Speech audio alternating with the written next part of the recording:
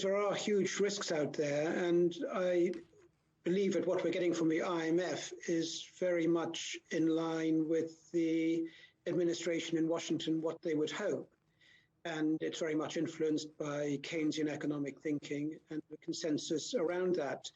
But in particular, I'd be very concerned that the outlook for next year may have some very bad surprises after a rebound from the pandemic.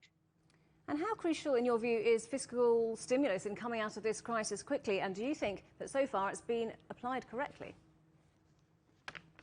Well, the fiscal stimulus is very much in the form of assistance and security payments for income that's been lost. And that will show up in spending this year. But of course, that stimulus decreases over time and is another factor in maybe concern that next year could produce some negative surprises. We have this optimistic outlook, though. What do you see as being the main drivers for growth? The report mentioned China, the US and India growing strongly. What do you see being behind that?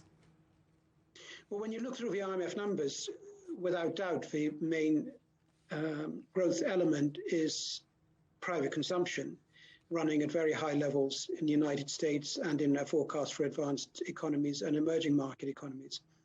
There is a doubt there because, of course, consumer spending, particularly in the US, was already very strong in the second half of last year, with spending having been diverted from services to goods and housing.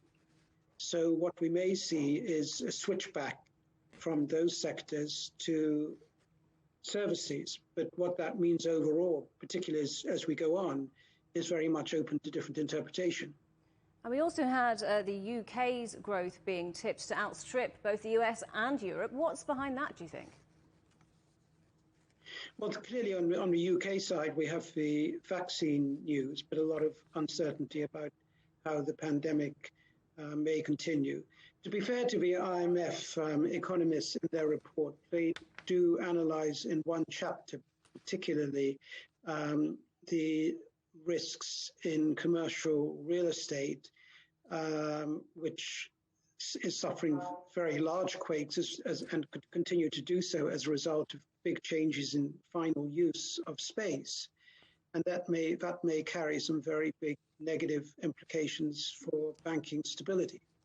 And the IMF's optimism was based partly on the success of a worldwide vaccination program. How crucial do you think this is to economic recovery? Well, it is important for the overall outcome. Really, if there's any big negative surprises here, that would be another shock. But I would make a fundamental point overall here that in many respects, what we're now in is a late phase of a long continuing cycle. It's much better to consider the pandemic as a spasm in a continuing cycle than an actual break, such as the Great Recession of 2008, 2009.